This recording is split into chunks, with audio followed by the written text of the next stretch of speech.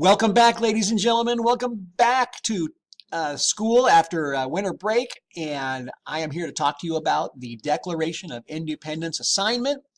There is a new banner in the Google Classroom. It says American Revolution. It should be at the top. And the first assignment in here is the one that was handed out on paper in class, and that was the Declaration of Independence assignment. I'm going to click on it right here, and it's going to open up in a new tab, and here it is. And again, for most of you, this was already given to you in class, and your job was to do several things with this. The first thing that we did is we read this document, and it's actually not the whole document. It is just the first two paragraphs of the Declaration of Independence.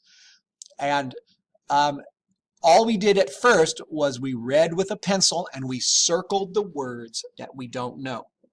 Now, you might be wondering, that seems like a lot for two paragraphs, Mr. Dowd. I mean, I'm going to high school in like 5 months. That really? Two paragraphs, and we're going to annotate it and look. And in this case, yes, this is a worthy of annotation for two reasons. The first reason is it is a document written in what I would call archaic language. That means that it was written over 200 years ago, and language, like fashion, changes over time. We don't dress the same way that we did in the 1700s. And likewise, we don't use the English language the same way that we did in the 1700s. In fact, we use it quite differently now than we did back then. And so that means that these primary source documents from that time period, things written a couple hundred years ago or older, are the flow of the language is going to sound a lot different than the way people talk today and the way that authors write today.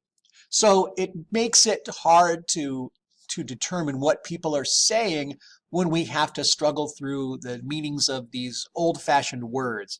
So what we did first is we circled the words that we didn't know. And it could be, just what I said, words that you've never heard before, or it can be words that, look, I know that word, I just don't, it doesn't make sense the way the author is using it. I don't know what he means when he says that. By the way, I said the author was a he, and there he is right up here, Thomas Jefferson. So two paragraphs, and we're going to circle, and then what we did was we annotated the text. So if I go back here and I click this image, this is what we did in class. And this happens to be 8th period's annotation. So as students read and circled, I called for circled words, and as they were shouted out, I found them, circled them on my sample, and I wrote the annotations up here. Now, these annotations that are on the document, and if it opens up on your computer like this in Google, at the bottom is a plus sign. You can make it bigger. These words are either what that word actually means, or what I determined was a close match to what that word means as it is being used. Here's an example. This word in the first paragraph, impel. I was asked about that, and impel can mean in a more modern sense to cause something to move forward or to move faster than it's going. And but the way it's used in this sentence, the closest thing I came up with was the cause, that where Jefferson writes impel, what he's really referring to is a cause of something happening.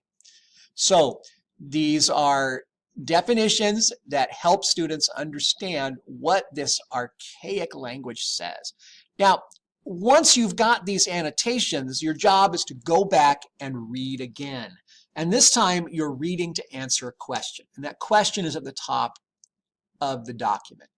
Let me go back to the document. And that question is right up here. What does this part of the Declaration say about people and the power to rule?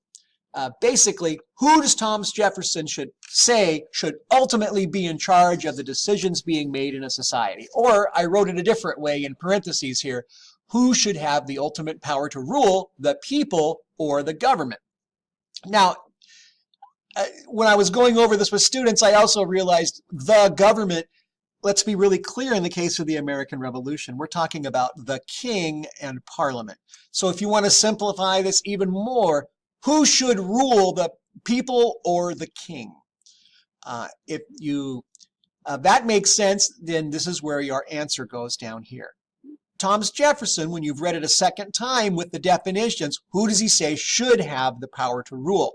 You write your answer here, maybe starting with something like, according to the Declaration of Independence, blah, blah, blah, blah, blah. Now, once you have this answer to the question, bring that answer right here, same sentence, just rewrite it. And then in these boxes, you need 3 pieces of evidence from the text. So if you say, for instance, Thomas Jefferson says the people should have the power to rule, then you have to go here and find where is the evidence that backs up that statement that the people should have the power. If conversely you say, oh no, the king should have the power to rule over the people, well then where is the evidence of that in this document? Once you have found your evidence for what you determine, those go here. Now these can either be direct quotes or they can be paraphrases. Please just make sure they are in the form of a complete sentence. And if you're using the exact words of the author, please use the quotation marks on either end of that string of exact words that you're pulling from the text. Once you have done these things, the annotations and the response, you have completed this assignment and please turn it in. If you have any questions about this, please find me on campus. Good luck, and again, Happy New Year. I'll see you very soon.